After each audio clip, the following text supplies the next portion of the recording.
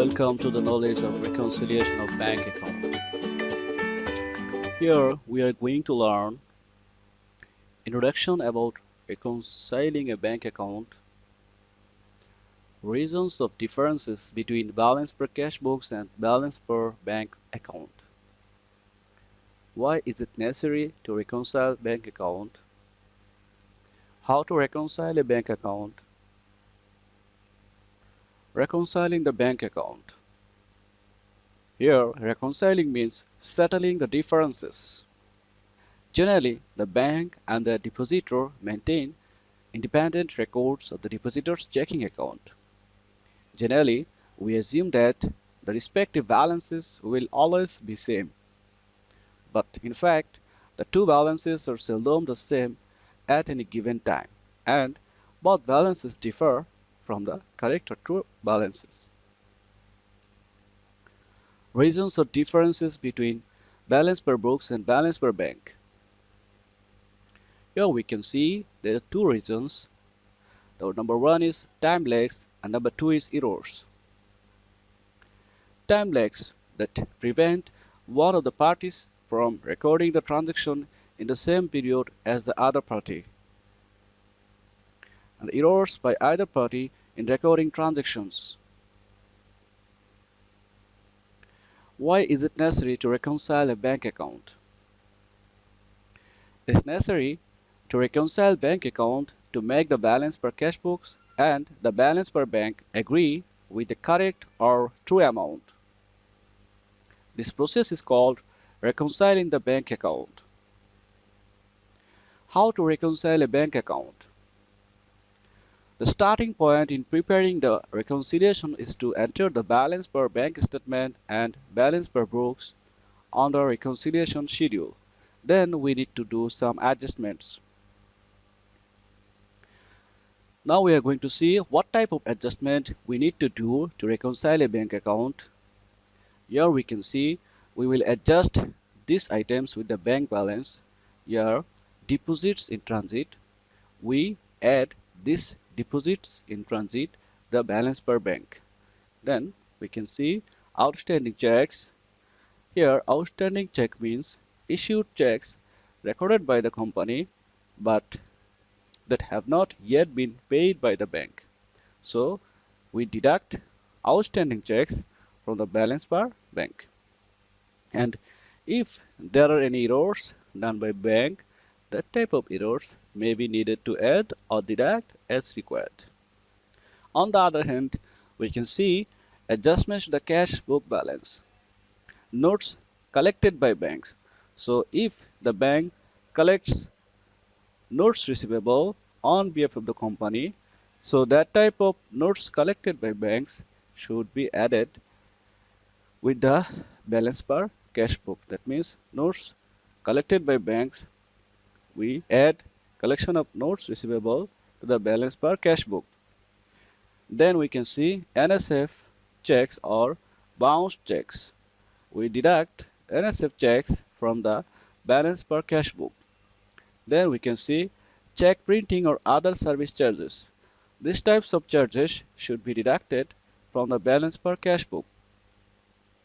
After that, we can see bank memoranda. Bank issue debit memoranda while they decrease the account. So all debit memoranda should be deducted from the cash book balance. And on the other hand, bank issue credit memoranda when they increase the account. So credit memoranda should be added to the balance per cash book. After that, we can see company errors. If the company make any errors, that type of errors is needed to add or deduct as required. So we will now see how to reconcile a bank account practically.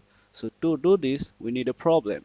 Here we can see there's a problem regarding reconciling the bank account, and we can see the bank statement for Lima company shows a balance per bank of Taka 15,907 on January 31, 2018, and on this date the balance per cash books is Taka 11,589. So here you can see balance per bank is taka 15,907 and balance per cash book 11,589. If we transfer this to balance in the reconciliation of bank account, then we can see. So this is the format of bank reconciliation statement. We are transferring the balances. Here we can see cash balance per bank statement 15,907 and cash balance per books is 11,589. In the question we can see there is some other information.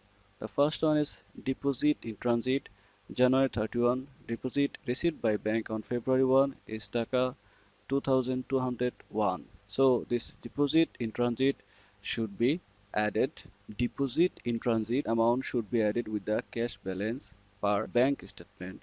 So here we can see we have added deposits in transit 2201. Get back to the question. In the question we can see another item outstanding checks number 480 with the amount of taka 5903. So this is an outstanding checks. We will deduct these outstanding checks from the balance per bank. So here, so this is the amount we are deducting outstanding checks from cash balance per bank statement and the amount of outstanding checks is 5903. So if we add this deposit in transit and if we deduct outstanding checks from cash balance per bank statement, we will reach at adjusted cash balance per bank is 12,205. So after adding and deducting these two amount, we have reached to the adjusted cash balance per bank and the adjusted cash balance per bank amount is 12,205. In the question we can see bank collected a notes receivable for taka 1000 plus interest earned taka 50 and less bank collection fee taka 15. Bank issued a credit memorandum for this issue. Generally, bank issue credit memorandum when bank increase the account. If bank collects a notes receivable, we will add this notes receivable with the balance per cash books. So here we can see cash balance per books is 11,589.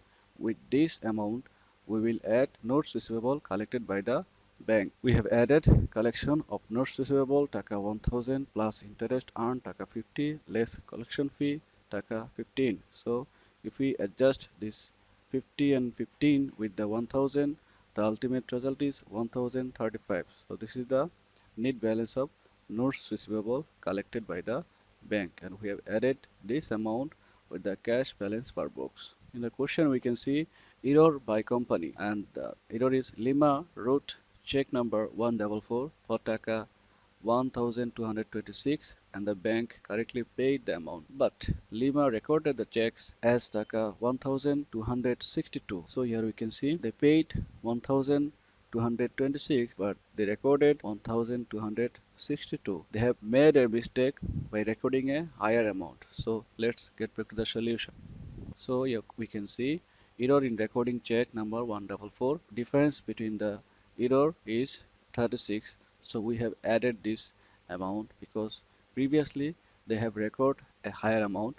So to adjust this amount, we have added this. The net amount is 36.